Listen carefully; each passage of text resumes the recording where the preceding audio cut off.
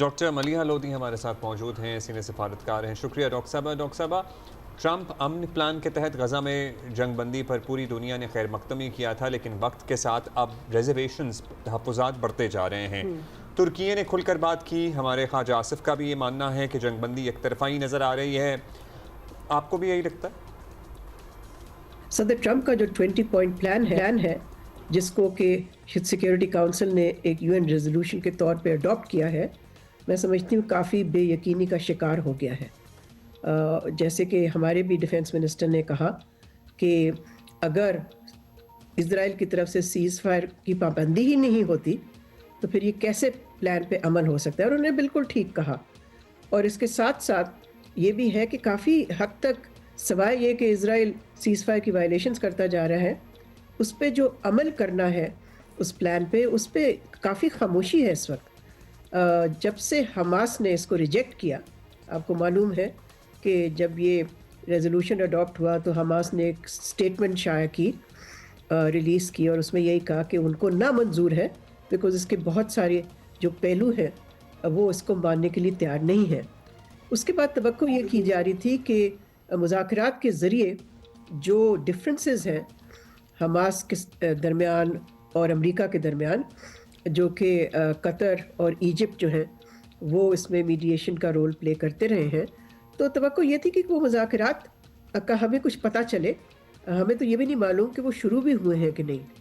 تو اس وقت میں سمجھتی ہوں کہ بہت بڑا سوالیہ نشان ہے کہ آیا یہ پلان امپلیمنٹ بھی ہو سکتا ہے یا نہیں. بالکل ایسا ہی ہے، بڑے کویسچنز اٹھ بھی رہے ہیں اس پلان کے حوالے سے. یہ بتائیے گا ڈاکٹر ملیحہ کہ اس جنگ بندی کو مستقل قیام امن کا درجہ جو ہے دینے کے لیے امن پلان کا اگلا حصہ ایک فورس کی تعیناتی ہے. اب پاکستان نے اپنے تحفظات کا اظہار کر دیا ہے. اطلاعات ہیں کہ حماس کو غیر مسلح کرنے کے معاملے پر باقی بھی جو ممالک ہیں ان میں بھی ایشوز ہیں، وہ بھی they are also raising some issues کہ یہ کیسے ہوگا یا ہم کیوں کریں. تو کیا دنیا پھر آپ کو لگتا ہے کہ ایک ڈیڈ لاک کی طرف بڑھ رہی ہے؟ دیکھیں، شروع سے ہی یہ جو عارضی انٹرنیشنل اسٹیبلائزیشن فورس کی تجویز جو دی تھی، اور جو کہ UN ریزولوشن میں بھی اب آ گئی ہے سیکیورٹی کاؤنسل کی، تو دیکھیں اس میں بہت ساری ابھی چیزیں کلیریفائی کرنے کی ضرورت تھی. اس کی رولز آف انگیجمنٹ نہیں معلوم، اس کا اسکوپ اور اسٹرکچر نہیں معلوم. تو یہ چیزیں، یہ وضاحتیں ابھی نہیں آئیں سامنے. لیکن یہ ضرور ہے کہ اسی ریزولوشن میں، اس پیس پلان میں کہا گیا ہے کہ ایک ذمہ داری جو ہوگی اس انٹرنیشنل اسٹیبلائزیشن فورس کی، وہ ہوگی حماس کو ڈسارم کرنا. اور اس کے علاوہ جو بھی فورس کا حصہ بنیں گے ان کو اسرائیل کے ساتھ تعاون کرنا پڑے گا. اور وہ ایک پیس کیپنگ فورس نہیں ہوگی، نہ ہی وہ یونائٹڈ نیشنز کی فورس ہوگی. یونائٹڈ نیشنز کی کوئی سپرویژن نہیں ہوگی اس پہ، اور یہ ایک انفورسمنٹ فورس ہوگی. تو اس پہ بھی بہت سارے جو ممالک ہیں ان کے خدشات ہیں. بلکہ ابھی حال ہی میں واشنگٹن پوسٹ میں ایک تفصیلی سٹوری شائع ہوئی جس میں یہ کہا گیا کہ بہت سارے مسلمان ملک جو کہ شروع میں چاہ رہے تھے کہ وہ اس کا حصہ بنے، اب وہ پیچھے ہٹ رہے ہیں. جہاں تک پاکستان کا تعلق ہے، میں تو شروع سے ہی یہ کہتی آ رہی ہوں کہ پاکستان کو اس کا حصہ نہیں بننا چاہیے، اور اس کے مختلف وجوہات ہیں میرے ذہن میں. پہلے تو یہ کہ ہمارا کوئی کام نہیں ہے کہ ہم جا کے وہاں حماس کو ڈسارم کریں، اس کو ڈی ملٹرائزیشن ہمارا کام نہیں ہے.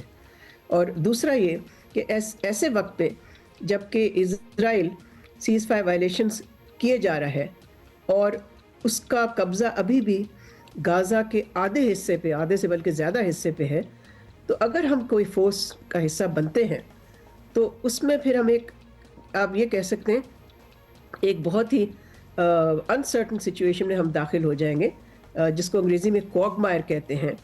ہم اس میں بھی پھنس سکتے ہیں. اور تیسری وجہ میرے ذہن میں یہ ہے کہ جو بھی اس فورس کا حصہ بنے گا اس کو اسرائیل کے ساتھ تعاون کرنی پڑے گی. تو پاکستان تو اسرائیل کو ریکگنائز ہی نہیں کرتا.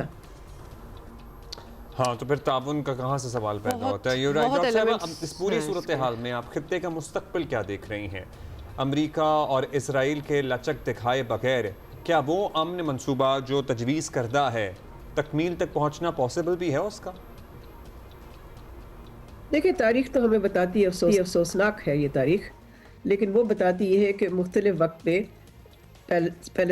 فلسطین کے بارے میں اس کے حوالے سے پیس پلانز بنائے گئے، چاہے وہ اوسلو پیس پروسیس تھا یا وہ کوارٹیٹ کی طرف سے پلان بنے گئے، لیکن وہ سب ناکام ہوئے انفارچونیٹلی. اور کیوں ہوئے؟ اس لیے کہ اسرائیل کو کوئی دلچسپی ہی نہیں تھی اس قسم کے امن پلانز میں. تو اب سوال یہ پیدا ہوتا ہے کہ کیا یہ پلان بھی اسی طرح، اس کا بھی وہی کنکلوژن ہوگا، اس کا بھی فیٹ یہی ہوگا کہ یہ بھی فیل ہو جائے گا؟ یہ تو ابھی شروع ہی نہیں ہوا، تو یہ شروع میں ہی ہمیں اتنے مشکلات نظر آ رہے ہیں.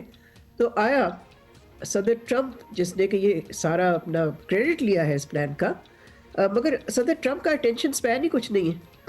وہ ایک دن فلسطین کے ایشو پہ فوکس کرتے ہیں، دوسرے دن یوکرین کے ایشو پہ. اب وہ ایک یوکرین کا پیس پلان کے پیچھے پڑے ہوئے ہیں، یعنی کہ اس کو ایڈوکیٹ کر رہے ہیں، اور انہوں نے ایک پلان پیش کیا ہے یوکرین کے حوالے سے. تو اگر اس پہ فوکس نہیں ہے اور فوکس ہٹ رہا ہے، اٹینشن سپین جو ہے صدر ٹرمپ کی وہ اس میں کم ہوتی جا رہی ہے، تو پھر یہ کیسے آگے جائے گا؟ سو اس وقت تو میں سمجھتی ہوں کہ بہت ہی انسرٹن اس کا فیوچر نظر آ رہا ہے. ڈاکٹر صاحب یہ آپ نے بڑی اسپاٹ آن بات کی ہے، ٹینشن سپین کے بھی ایشوز ہیں کہ وہ واقعی وہ سمجھ لیتے ہیں کہ جی میں نے ایک کے انسٹرکشنز دے دیا ہو جائے گا. چیلنج پاکستان کو اپنے ہمسائے ملک سے بھی درپیش. جی بالکل، یہ والی بھی ڈاکٹر صاحبہ آپ سے بات کرنی ہے کہ ہمارے ہمسائے میں افغانستان جو ہے اس کے طالبان رجیم سے ہر سطح پر بات ہو چکی ہے، لیکن وہاں سے کوئی بھی پازیٹیو رسپانس کا خیر اب تو شاید چانس بھی ختم ہو چکا ہے. کیا افغانستان میں طالبان کا عبوری سیٹ اپ جو ہے وہ جب تک رہے گا ہمیں زیادہ امید رکھنی چاہیے یا نہیں رکھنی چاہیے؟ دیکھیں جو طالبان کی وہاں پر حکمرانی ہے اس کو تو کوئی چیلنج نہیں کر رہا افغانستان میں، تو وہ ایک حقیقت ہے. اب وہ حقیقت جو ہے جس طرح سے انہوں نے ایکٹ کیا ہے، ٹی ٹی پی کے جو مختلف اٹیکس ہیں ان کو روکا نہیں، جس سے کہ ہمارے تعلقات خراب ہوئے ان کے ساتھ، تو ابھی تک وہی کنٹرول میں ہیں. تو انہی کو کسی طرح سے یا پریشر ڈالنا ہے یا آمادہ کرنا ہے. تو میرا خیال ہے پاکستان کو ایک کیرٹ اینڈ اسٹک پالیسی ہی چلانی پڑے گی، کسی حد تک پریشر رکھنا پڑے گا، اور ساتھ ساتھ دیکھنا پڑے گا کہ کیا سفارتی انگیجمنٹ پھر سے اگر ہم شروع کریں تو وہ کن ٹرمز پہ ہم شروع کر سکتے ہیں. لیکن اس کا کوئی نہ کوئی حل نکالنا پاکستان کے لیے ضروری ہے. اس وقت پاکستان 3 فرنٹس پہ مقابلہ کر رہا ہے سچویشن، جو کہ سیکیورٹی سچویشن ہے پاکستان کے لیے جو چیلنج ہے. ایک فرنٹ ہے بھارت، دوسرا فرنٹ ہے افغانستان، اور تیسرا فرنٹ میں سمجھتی ہوں اندرونی ہے، یعنی کہ جو انسرجنسی، ٹیررزم وغیرہ ملک کے اندر ہو رہی ہے. تو یہ پاکستان کے مفاد میں نہیں ہے کہ 3 فرنٹس جو ہے وہ سائملٹینیسلی ان کو ٹیکل کریں. ایک فرنٹ کو ڈیفیوز کرنا لازمی ہے، وہ ایک اسٹریٹجک امپیریٹو ہے پاکستان کے لیے. اب پاکستان کس طرح سے کرتا ہے، اور واقعی یہ بہت ہی بڑا پالیسی ڈیلیما ہے پاکستان کے لیے، لیکن ضرورت تو ہے اس بات کی کہ ایک فرنٹ جو ہے وہ ڈیفیوز کرے. ایک فرنٹ ڈیفیوز ہونا چاہیے، ایبسلیوٹلی. خواہش بھی ہماری یہی ہے، لیکن اب نہیں کتنی خواہش کریں. اور doctor Maliha, thank you so much for being with us this morning.